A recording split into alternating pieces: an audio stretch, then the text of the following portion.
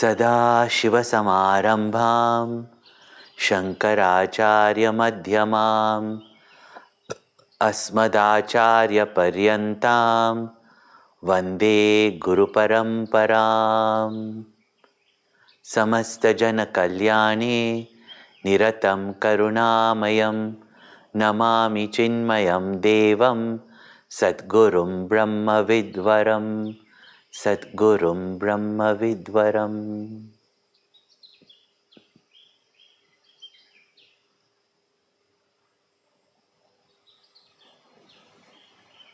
Hari Om and welcome to the second session of question and answers.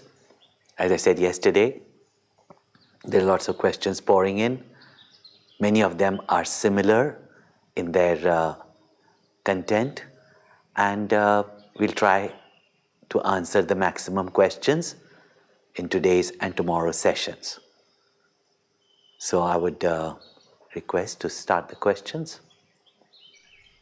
Hari Om Swamiji. We start today's session with a question from Sri Vivek Gopalakrishnan. He's asking, I have been grappling with accepting this concept of oneness, the imperishable consciousness, the equanimity that you mention ever so often. How do we see this? If you go and read again the 24th and the 25th verse of Bhaja Govindam, you will find that Shankaracharya clearly says, don't get upset, but this is the truth.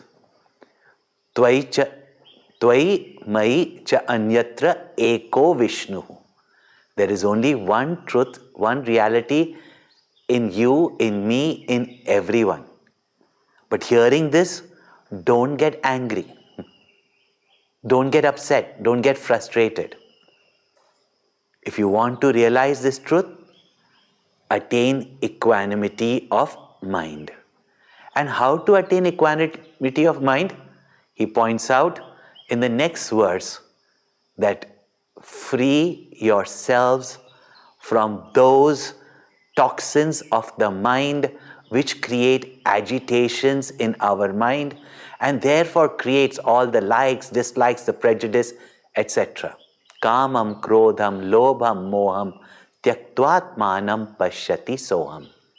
You can recognize first and foremost your true self when the agitations of your mind have been removed.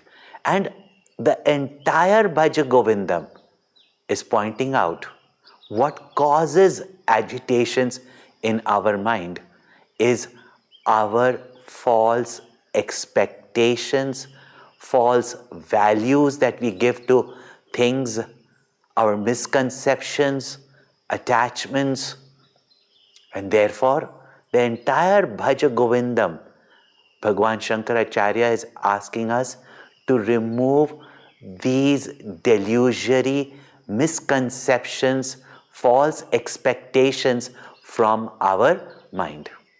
That's why I had requested all of you, go back from day one, listen to Bhaja Govindam again. Shankaracharya has given a method of inquiry, self-inquiry, and ask yourself how we are deluding ourselves, what misconceptions we have about ourselves. So even Shankaracharya says, if I keep on repeating the same eternal truth, you will get upset with me. So if you really want to experience the truth, attain equanimity of mind. And equanimity of mind can be attained when you free yourselves from these delusions, these misconceptions. So best wishes, keep trying, keep inquiring. Inquire into yourself, introspect daily. Swamiji, we have two questions which are similar about a realized master. One is from Prashant, Chicago. He's asking, for one who has realized the self, is there still a feeling of I as a father, mother, etc.? And how does such a person function in this world? Similar to that, Shiva Hariharan also wants to know, what does an enlightened person think all the time? see what is the state of realization. If you try to explain to a dreamer who the waker is, and it's only you only who is the waker, you will find that the dreamer cannot understand. The state of realization is unique. It's just something which is so wonderful that it cannot be explained. Yet, when we from our standpoint hear of or see a realized master, we find that he or she is transacting with the world like any one of us, uses the language like any one of us. I and my also is used. But that sense of I-ness, that I am this limited identity, is not there. That I is, that I am infinite, and it is I only reflecting in everyone as everyone's self. So, from the realized standpoint, master's standpoint, there is no I separate from you. So that ego is not there. Yet, whatever roles are there for that realized master, for your experience, for your vasanas, for your betterment, that role the master seems to play. And therefore, you see an identity, but he does not have a separate identity. This you have to understand. Next question, what does a realized master think? Just as you have got access to only your thoughts, what he thinks, can anybody tell? But at the same time, as such, he does not think anything. And if you say that he does think, then read Taponji Maharaj's Ishvara Darshan or Wandering in the Himalayas. Puja Gurudev used to tell us to do that. And then you will realize that all the thoughts of a realized master, even as we see all these diversities, he only sees the one eternal Brahman, that one infinite, indivisible truth. So his thoughts is what? That whatever he sees, whatever he hears, it is Brahman only, it is the infinite truth only, it is Govinda only. So that's how a realized master experiences, from our standpoint, the world. Swamiji, the next question is from Mallishwari Mallangi. If this creation is a dream, who is seeking liberation if there is nothing except the Supreme Consciousness? The one who is lost in the dream. So please understand, the waker is not one who is trying to wake up from the dream. It's the dreamer who wants to recognize that he is a waker. So for some reason, you deluded yourself. Now you see this whole world. There are people who are binding you, and there are people who have come to liberate you also. But you just wake up, that's all. The fact that you are in a dream is because you are not able to do anything to that dream. So you are the one who has to wake up. When you wake up, you understand that everything in the dream was the one waker only. And you are also that waker only. But you have become, at this moment, a dream entity. So wake up from that. Our next question is from Padmaja Sanghi. She asks, how do we cope with the death of a dear one, especially when he or she meets with an unnatural death and we have seen it? Yes, whenever we see someone whom we consider dear to us, and because at this moment, most people consider themselves to be just this physical entity, and therefore see others only as a physical entity. Don't forget, Arjuna also did. in spite of him being brought up with all knowledge and culture. Still, when you face the death of your dear and near one, death is happening, it's a phenomena. Everything that is born must die. Millions of people are dying right now.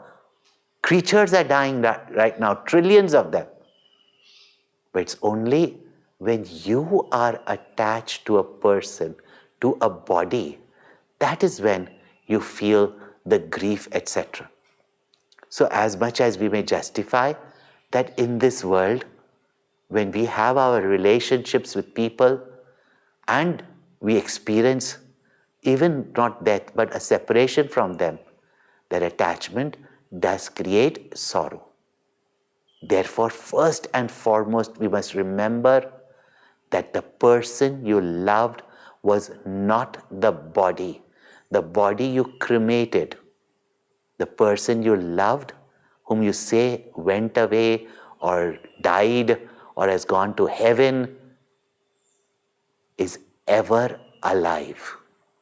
And therefore Shri Krishna says in the Bhagavad Gita that the self in everyone is eternal. This body, according to its destiny, meets different experiences in life, including death. What do we call as natural death? And can we accept that also? It is our attachment to the body that creates this sorrow. At the same time, when you see an accident, or when it is a murder, or some crime done, or also you see someone suffering and then passing away, yes, it does affect the family members, the close people. But remember that even then, the self, the Atma of the person that you consider as a person, or even the Jiva, is freed in death from this body. Therefore, knowing that they have lived their destiny and there is no such thing as natural, unnatural, this is only from our classification standpoint. Some way or the other, this body, when it finishes its destiny and the Jiva has fulfilled its purpose for which it took the birth, this body comes to an end. Therefore, Bhaja Govindam, seek Govinda, come to recognize and know Govinda. Knowledge only removes our delusion. So, yes, it is very painful. We all sooner or later experience this. We do get affected. But what Krishna says is, don't continue to grieve. Na anushochanti panditaha. With your knowledge of the higher in the person, grow out of this attachment and dependence. It is generally we grieve because of our own dependence. The person is indeed free. So, with prayers, with love, with knowledge, get out of that grief. Cherish the good memories that you had with that person. We all have to learn to do that, because sooner or later we have to experience the death of people, whether it's through old age or sometimes in young age. Thus, prepare yourself for it. In fact, Bhaja Govindam clearly says, Nahi nahi rakshati dukrin karne. All our worldly knowledge does not help when we have to confront death, our own or of our dear ones. Therefore, Bhaja Govindam, seek the eternal now. Swamiji, our next question is from Nandu Tundatil from Sydney. The question is, it is said that we need to keep a positive attitude and be in the company of positive thinking people. But then why is bondage, suffering, old age, death, etc., which are negative thoughts repeatedly cited in the spiritual texts. Doesn't this demotivate or sadden a seeker? This is repeated because we don't give up those thoughts and ideas. These are thoughts and ideas in our mind. And the scriptures are pointing out to us how to get over these thoughts. That's why they are repeated. They are not made for you to feel bad. They are reminding you to get out of it. So, Bhaja Govindam, get out of it. Swamiji, one question from the live chat from Sandhya Shantaram.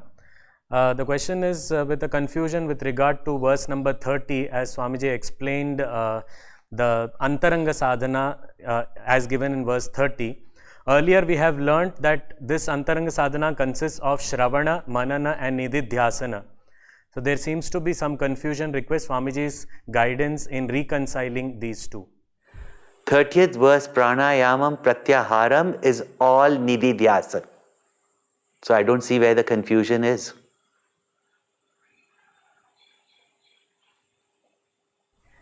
Swamiji, there is a very interesting question. Geeta Kharicha wants to know what is Swamiji's experience while giving this beautiful discourse on Bhaja Govindam by oneself without seeing the listeners.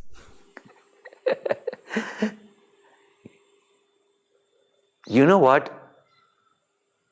Even though we are physically distanced, our hearts cannot be distant. Our love keeps us united even at distance. Our Atma is connected. And therefore, even now, as I speak, I feel a connection with all of you.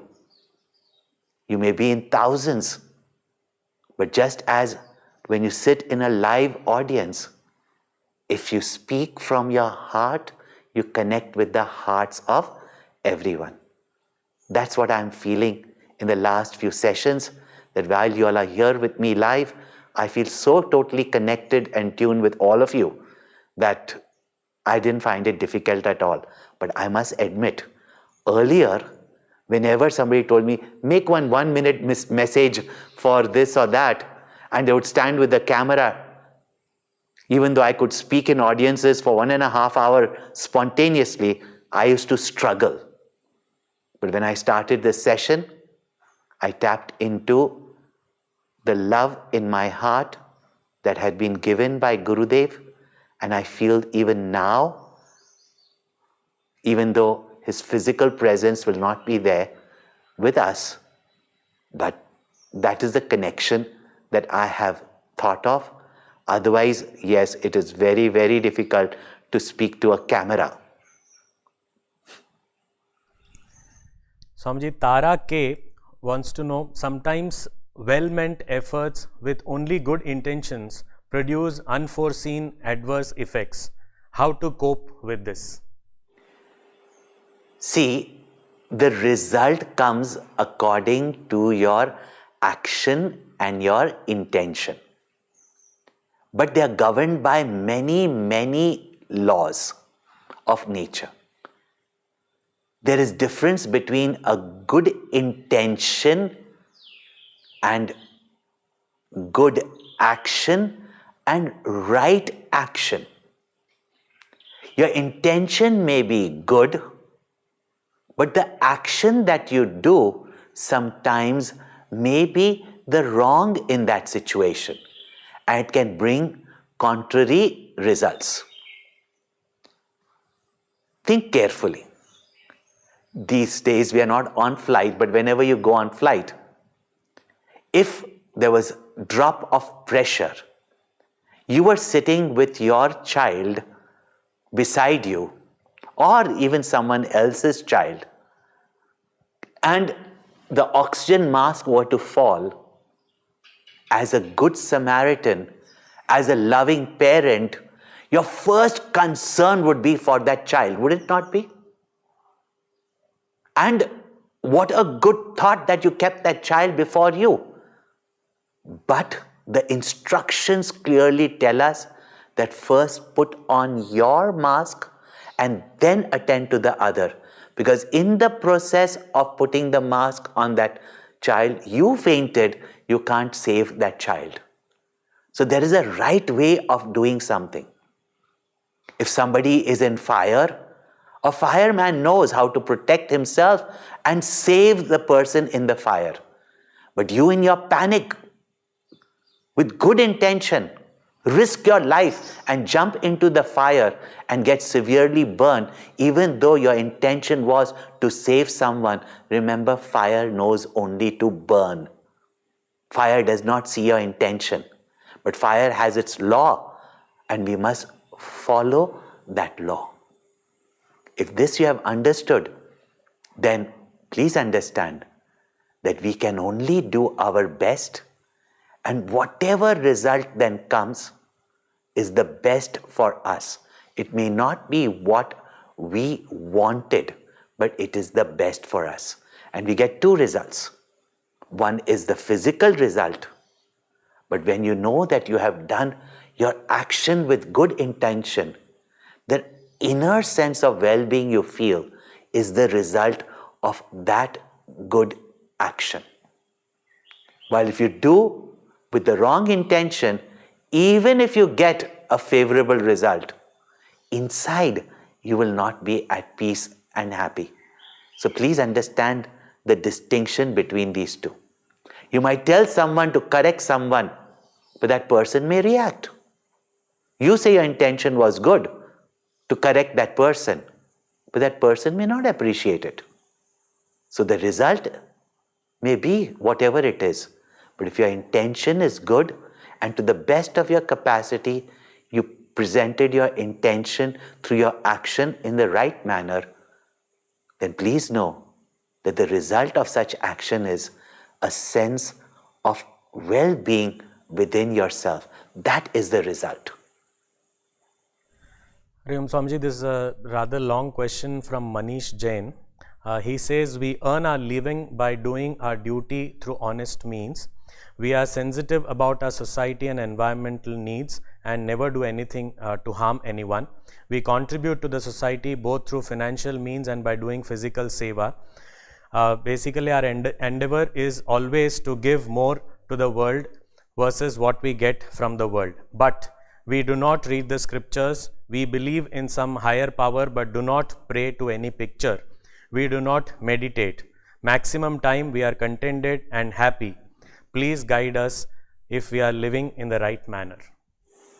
Very good.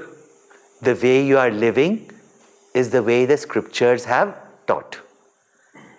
If you are living it, you don't need to read that part of the scripture, because that you are living, whether brought down to you by your parents, your culture, your upbringing. So that is very good what you are doing. That is what, for external practices, the scriptures have prescribed. And culture teaches us that. Family traditions, which are noble, teaches us that. And we have been brought up with such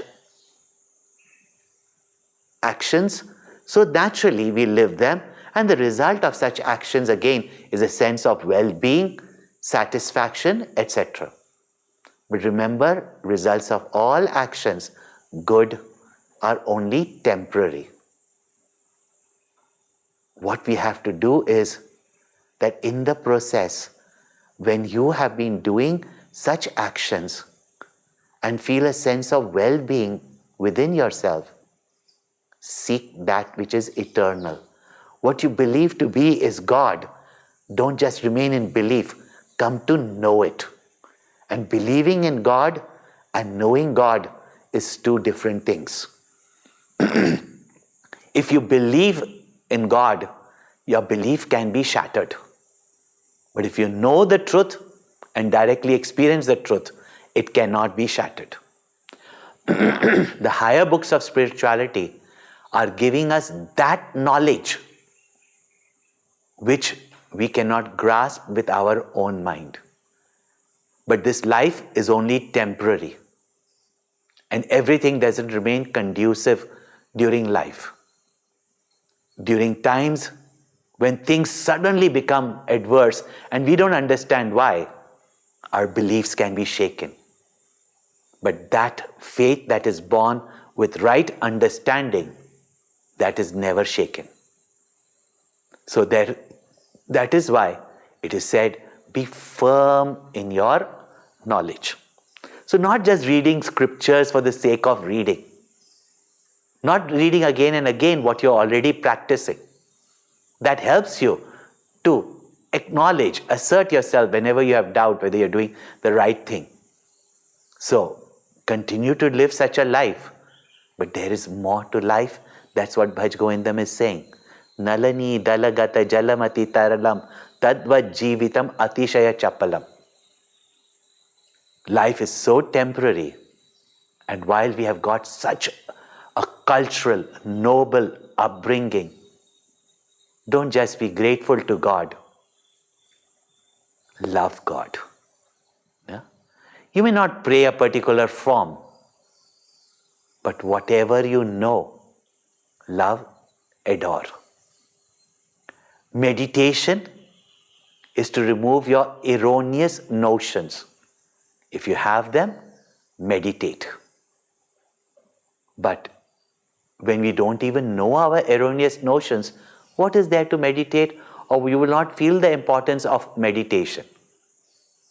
But the erroneous notion is that I am this body, I am this mind, I am this intellect, I am this individuality, I am good, I am bad.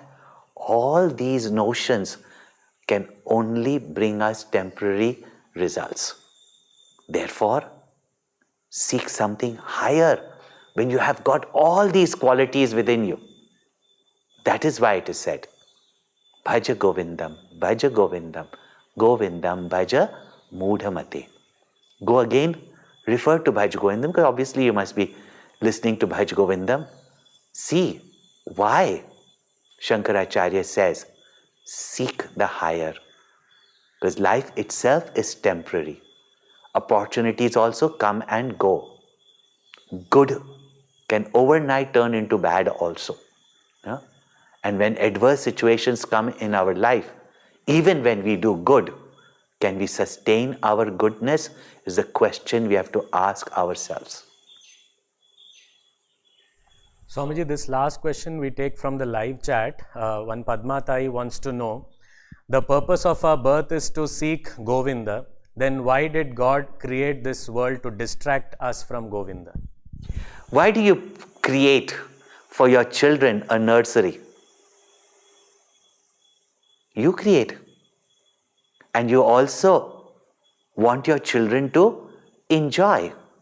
And therefore, you also tell the children that if you play together in the spirit of yajna, in the spirit of sharing, you will enjoy yourself. And as long as the children are enjoying themselves, the mother continues to do her work.